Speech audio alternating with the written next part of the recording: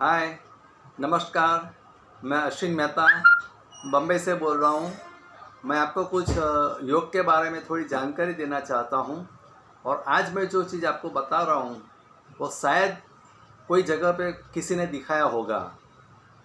पंच प्राणायाम के बारे में है। पंच प्राणायाम ये शायद किसी ने आपको बताया होगा। इतना इम्पोर्टेंट है और इसकी जानकारी किसी को भी मेरे ख्याल से नहीं है। तो आप ध्यान से सुनिए और हो सके तो आप इसे अपनाइए। बहुत फ़ायदा कारक है।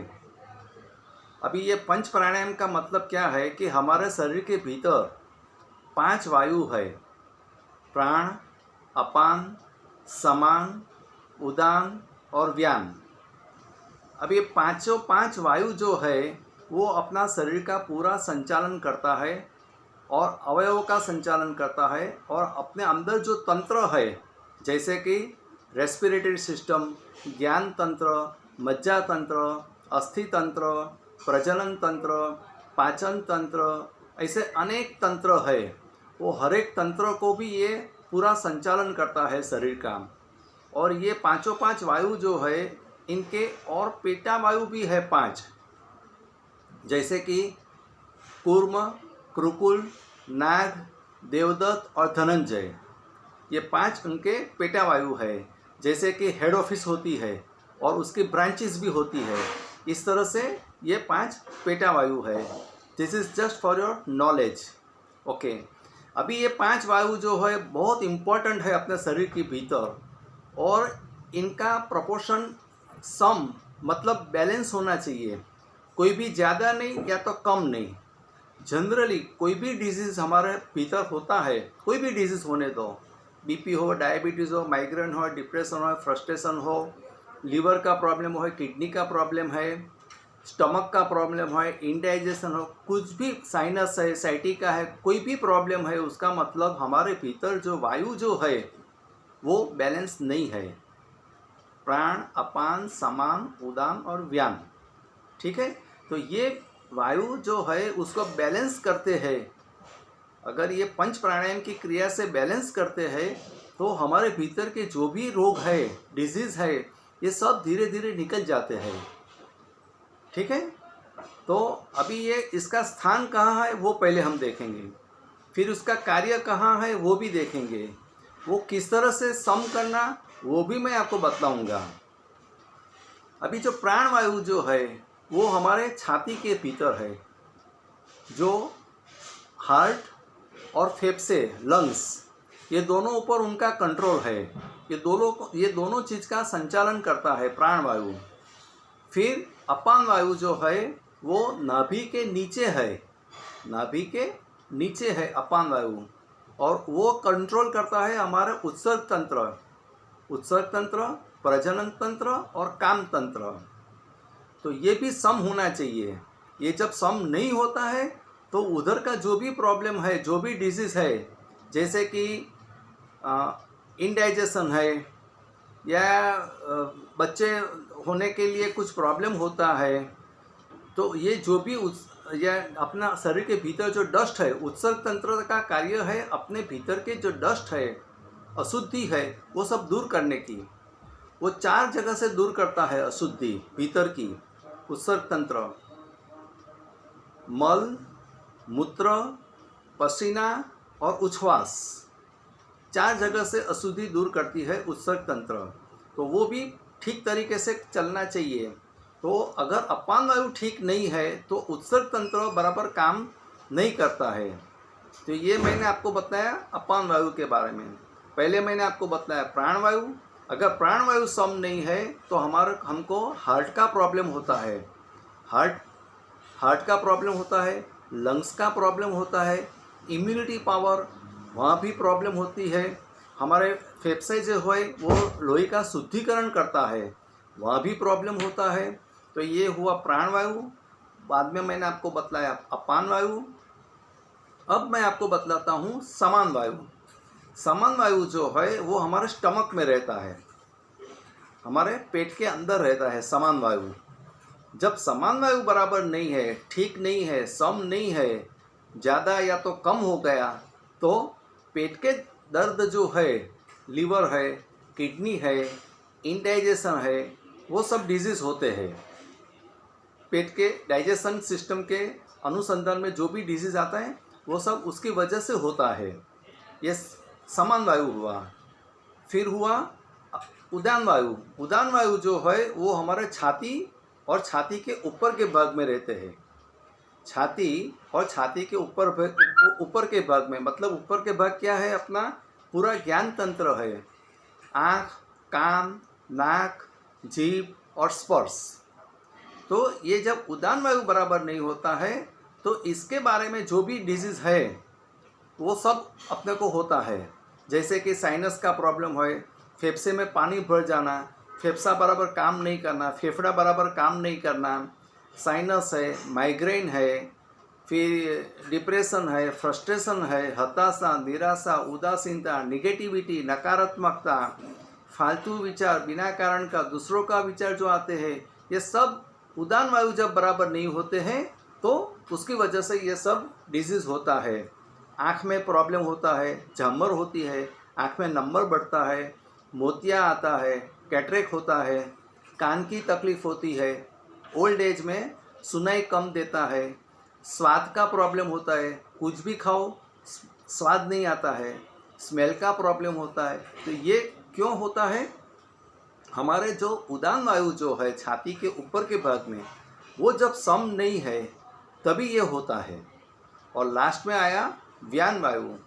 व्यान वायु का काम क्या है? तो शरीर के भीतर सभी वायु को ठीक तरीके से चलाना, ऊपर से नीचे तक अपने हर एक वायु को बराबर चलाना, ये काम है व्यान वायु का। तो ये पांचों पांच वायु के बारे में मैंने आपको बतलाया।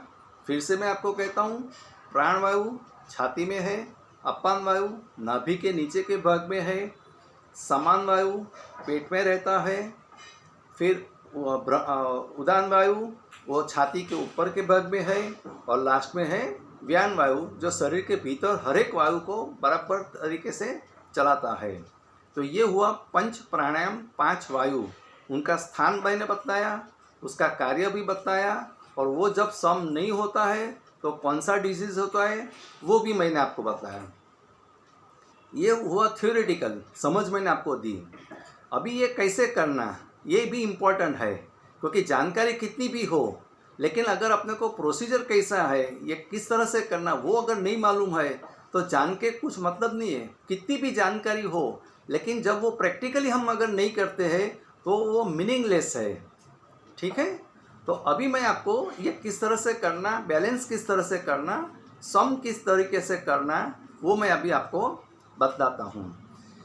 अभी इसमें क्या करना है, पहले पूरक, बाद में कुंभक, लास्ट में रेचक। पूरक कुंभक रेचक, पूरक कुंभक रेचक। क्रिया जो करनी है वो कुंभक में करनी है, पूरक में, रेचक में नहीं। पूरक का मतलब सांस को धीरे धीरे धीरे धीरे नाक से भीतर लेना है, एकदम धीरे धीरे पूरा अपने को भर देना है, सांस मैक्सिमम सांस भर देना है, इसका मतलब हुआ पूरक।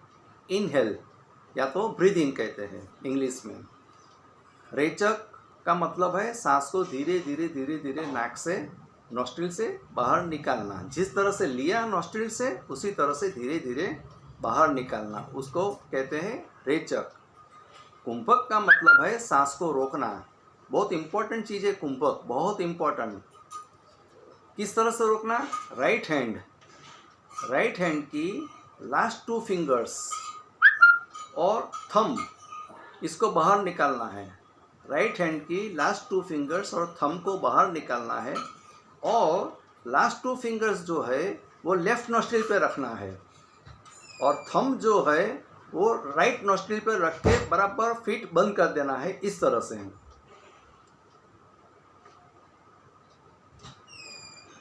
जब मैं कुंभक बोलूँ तो इस तरह से दोनों नॉस्ट्रिल बंद करना है ताकि अंदर का सांस बाहर ना निकले और बाहर का सांस अंदर ना आवे।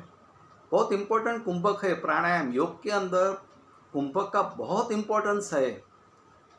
तो इस तरह से कुंभक करना है, वो पहले आप समझ लो। ठीक है, अभी मैं आपको क्रिया करके दिखाता हूँ किस तरह से ये क्रिया होगी। पांचों पांच प्राणायाम को सम करने की क्रिया किस तरह से करनी है वो मैं अभी आपको बतलाता हूँ। तो पहले हम करेंगे पूरक। ओके, आप सुन लो, ध्यान से देख लो। अभी पूरक,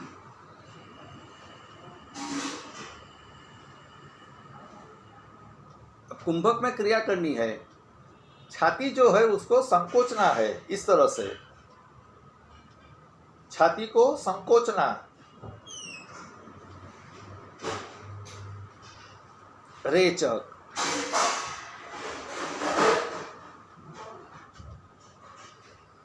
फिर से मैं करता हूं ताकि बराबर आपको ज्ञान हो जावे। क्रिया करनी है कुंभक में, ठीक है। पूरक,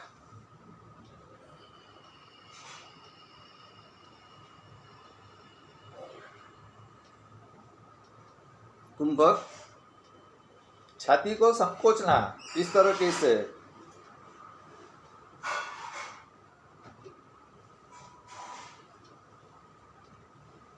रेचक, अब ये क्रिया से क्या होगा, हमारे भीतर जो भी वायु है वो सब धीरे धीरे ज़्यादा जो एक्सेस जो वायु है भीतर शरीर के अंदर, वो सब धीरे धीरे धीरे धीरे नीचे उतरेंगे, ठीक है। तो ये पहले मैंने आपको क्रिया करके दिखाई। अब दूसरी जो क्रिया है वो नाभि के नीचे के भाग को आगे की तरफ से लाना है। नाभि के नीचे के भाग जो है उसको आगे की तरफ से, इस तरह से कुंभक में करना है। इससे क्या होगा, हमारे नाभि के नीचे जो है अपान वायु है, बराबर, मैंने आपको पहले समझाया अपान वायु है, वो अपान वायु सम करने के लिए जरूरी है। ज़्यादा है नुकसान करता है, कम है तो भी नुकसान करता है। तो उसको सम मतलब कि बैलेंस करने के लिए नाभि के नीचे के भाग जो है उसको थोड़ा आगे की तरह लाना है, प्रेशर करके इस तरह से। और ये कुंभक में करना है, ठीक है। अब मैं आपको क्रिया करके दिखाता हूँ 2 दफ़े। पूरक,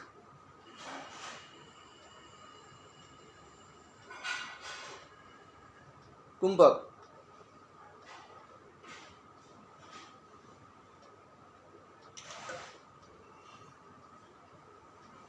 रेचक।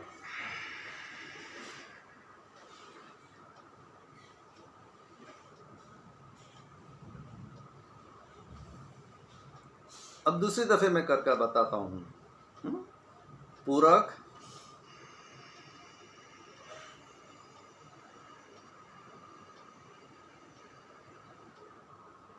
कुंभक,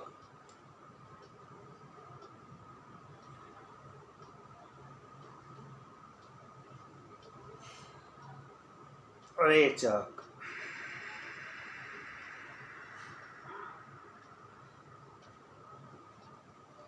ये हुआ अपान वायु सम करने की क्रिया।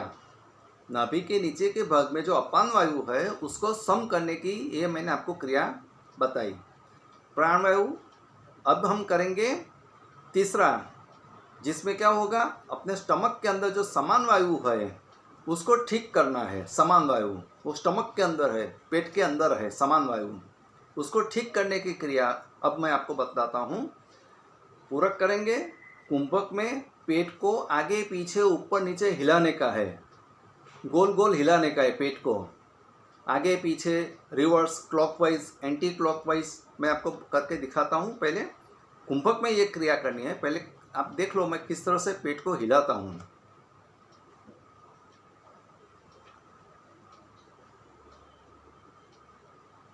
ठीक है, इस तरह से करना है कुंभक में। ओके, अब मैं आपको क्रिया करके दिखाता हूँ। पहले पूरक करेंगे, पूरक,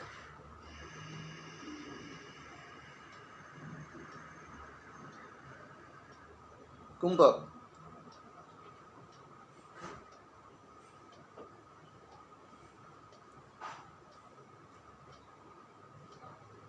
रेचक।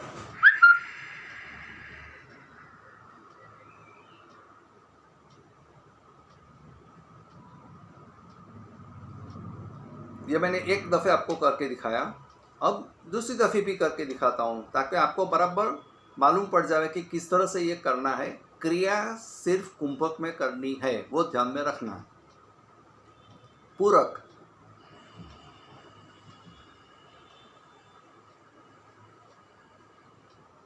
कुंभक,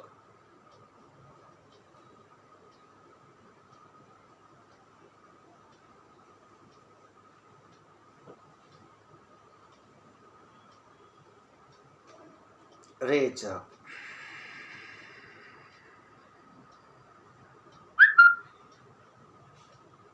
इससे क्या होगा? समान वायु सम होगा। आपको क्रिया जिधर तकलीफ है वही क्रिया आपको करनी है, समझ लो। बाकी सब मेरा ठीक है, लेकिन अपान वायु जो है वो ठीक नहीं है। अपान वायु ठीक नहीं है, तो उसके लिए मैंने जो अपान वायु का जो क्रिया बताया वही करनी। या तो समझ लो पेट की बीमारी है, आंतरड़ा, छोटे आंतरड़े, मोटे आंतरड़े, स्मॉल इंटेस्टाइन, बिग इंटेस्टाइन, उसके बारे में कोई प्रॉब्लम है, लीवर है, किडनी है, तो अभी मैंने आपको जो बताया समान वायु सम करने का वो क्रिया करनी है। ओके, तो ये 3 चीज़ हुई। अब चौथा, उदान वायु, जो हमारे छाती और छाती के ऊपर के भाग में है, बराबर है। अब उसको सही तरीके से लाने के लिए, उदान वायु बैलेंस करने के लिए, सम करने के लिए, अब मैं आपको क्रिया बताता हूँ। अब इसमें क्या करना है? कुंभक में क्रिया करनी है। कुंभक में क्या करना है? इस तरह से हनुमान जी की जैसे अपने को छाती को फुलाना है, ऐसे।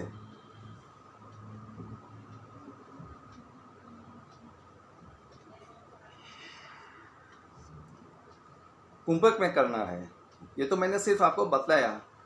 पूरक करेंगे, कुंभक करेंगे, बाद में रेचक करेंगे, ताकि हमारा जो उदान वायु जो है छाती और छाती के ऊपर, क्यों करना है? क्योंकि उदान वायु का स्थान किधर है? छाती और छाती के ऊपर के भाग में। मतलब कि छाती के कोई भी डिजीज़ हो, हार्ट का प्रॉब्लम है, ब्लॉकेजेस है, लंग्स का प्रॉब्लम है, साइनस का प्रॉब्लम है, साइनस, कफ, क्रॉनिक कफ, कोल्ड, माइग्रेन, आधासीसी, वो जो भी प्रॉब्लम है, डिप्रेशन, फ्रस्ट्रेशन, हताशा, निराशा, उदासीनता, नेगेटिविटी, ये जो भी प्रॉब्लम है, इसके लिए ये उदान वायु सम करने की क्रिया है। ठीक है। कुंभक में अपने को छाती इस तरह से हनुमान जी की जैसे फुलानी है, सिर्फ कुंभक में। ओके, अब मैं आपको क्रिया करके दिखाता हूँ। पूरक,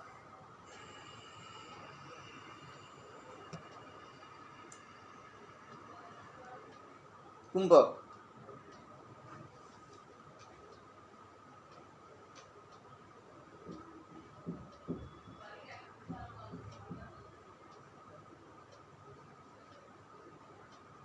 रेचक,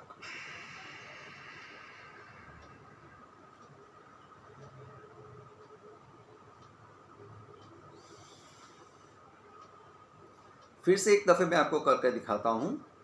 ध्यान से देखना, ये सब जगह पे आपको नहीं दिखाई देगा, किधर भी आपको मैं नहीं दिखाई देगा ये सब चीज़। ये मैं आपको चैलेंज के साथ कहता हूँ। आप कहीं भी, किधर भी आप ढूंढो, यूट्यूब में ढूंढो, किधर भी ढूंढो, ये चीज़ आपको कहीं भी नहीं मिलेगी। बाकी सब चीज़ आपको मिलेगी, कपालभाति, प्राणायाम, सूर्य नमस्कार, अनुलोम विलोम प्राणायाम, योग, सब चीज़ आपको मिलेगी। लेकिन ये चीज़ मैं चैलेंज के साथ कहता हूँ, किधर भी आपको नहीं मिलेगी, क्योंकि ये मेरा 27 साल का योग ट्यूटर का मेरा एक्सपीरियंस है। और ये मैंने नहीं ढूंढी है, ये हमारे गुरुजी, उनके भी गुरुजी, ये गुरु परंपरा युक्त विद्या है। ये कोई ऑर्डिनरी विद्या नहीं है। योग की विद्या जो है, योगाभ्यास, ये गुरु परंपरा युक्त विद्या है। कोई ऑर्डिनरी आदमी करेगा नहीं चलता है। जिसका गुरु हो, उसका भी गुरु हो, वहाँ से ये चली आई हुई है। हजारों साल से ये क्रिया चलती आई है। योग का अभ्यास जो है वो हजारों साल से चलता है। और मेरा 27 इयर्स का योग ट्यूटर का एक्सपीरियंस मैं आपको बताता हूँ, तो ये आप ध्यान से समझ लो। ठीक है। अब हम आपको बताएंगे उदान वायु सम करने के लिए क्रिया। पहले पूरक करूँगा, बाद में कुंभक में मैं इस तरह से छाती को फुलाऊँगा और बाद में रेचक करूँगा। ठीक, चलो, पूरक,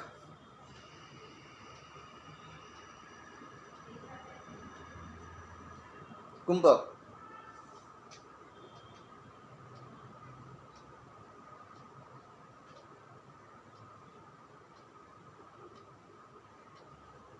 रेचक,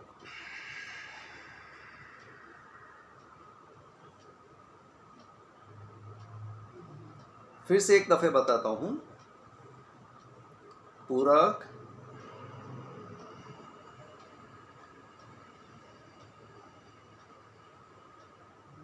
कुंभक,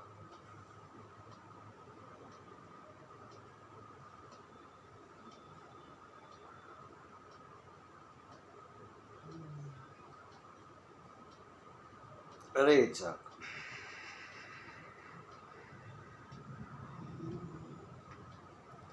इससे क्या होगा, उदान वायु जो है वो सम होगा, बैलेंस होगा। ठीक है, ये 4 हुआ, प्राण, अपान, समान, उदान। अब आता है व्यान वायु, जो हमारे शरीर के भीतर पूरे शरीर में चलता है। तो उसकी क्रिया क्या है, उसमें पूरक करेंगे। कुंभक में मुंह को इस तरह से फुलाना है,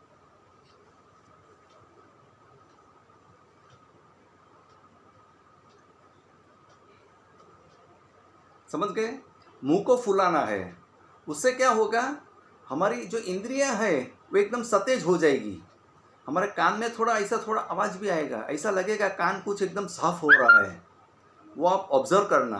कोई भी क्रिया करो तो उसका ऑब्जर्वेशन, निरीक्षण, परीक्षण बहुत ज़रूरी है।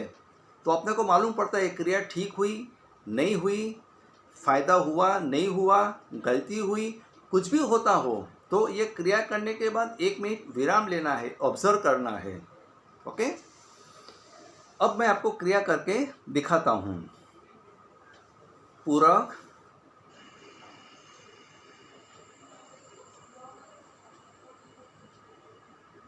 कुंभक,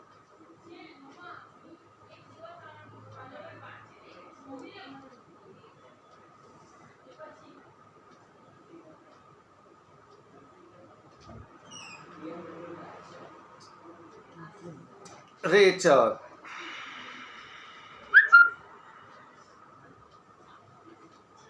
बहुत अच्छा लगेगा ये क्रिया करने से आपको, आप करेंगे तो मालूम पड़ेगा ये सब चीज़ है।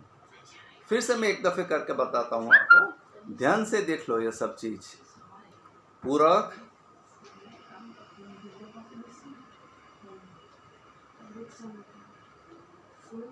कुंभक,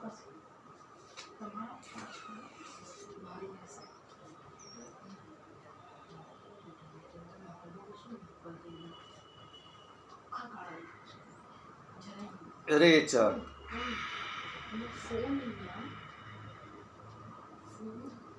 ये 5 क्रिया हो गई, प्राण, अपान, समान, उदान और व्यान। ये 5 व्यान वायु जो है उसको समान करने के लिए मैंने आपको ये सब क्रिया बतलाई। ध्यान में रखना, ये क्रिया कभी करनी है तो एम्प्टी स्टमक होना चाहिए कोई, क्योंकि प्राणायाम जो है वो एम्प्टी स्टमक में होता है, मतलब खाली पेट होता है। मॉर्निंग में खाली पेट होता है। वाटर थेरेपी सबसे बेस्ट है। मॉर्निंग में उठ के आप सुबह में 2-3 गिलास पानी पी लो, उसके बाद ये क्रिया करो, प्राणायाम करो, आसन करो। खाने के बाद अगर करना है तो 5 घंटे के बाद करना, ये खास ध्यान रखना है। चाय कॉफ़ी पीने के बाद करना है तो 2 घंटे के बाद करना। तो ये थोड़े कुछ नियम है, वो अपने को ध्यान में रखना है। बहुत इफ़ेक्टिव है ये क्रिया, मेरा एक्सपीरियंस मैं आपको कह रहा हूँ। मैं सिर्फ थियोरेटिकल नहीं, किधर पढ़ा हुआ ऐसा भी नहीं है। ये मैंने आपको जो बताया पंच प्राणायाम सम करने की क्रिया, this is rarest of the rare case. आपको ये किधर भी आपको ये सब चीज़ दिखाई नहीं देगी, लेकिन बहुत इम्पॉर्टेंट है, बहुत फ़ायदा कारक है। ये मेरा ट्यूटर तरीके का मेरा एक्सपीरियंस है। अगर आपको इसमें कोई भी डाउट है, कोई इंक्वायरी है, कुछ पूछना है तो आप मैं आपको नंबर देता हूँ, वो नंबर पे भी मुझे पूछ सकते हैं। मेरा कॉन्टैक्ट नंबर है 9819274740। ये नंबर पर भी आप मुझे फ़ोन पर बात कर सकते हैं, और इसके बारे में कुछ भी आपको जानकारी चाहिए तो आप मुझे कभी भी व्हाट्सएप भी कर सकते हैं।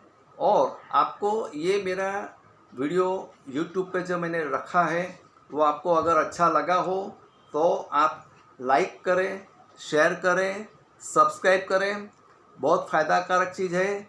इसके पहले मैं 1 महीने से मैंने आज तक 7 वीडियो अपलोड किया है यूट्यूब पर, और मेरा सब्जेक्ट है yoga for beginners, yoga for peace of mind, yog for peace of mind, yog for removing all elements, anulom vilom pranayam, surya namaskar, pranayam, its effects and how does it effect on our elements, मतलब ऑल डिजीज, और ये पंच प्राणायाम। तो ये जो भी है बहुत अच्छी चीज़ है।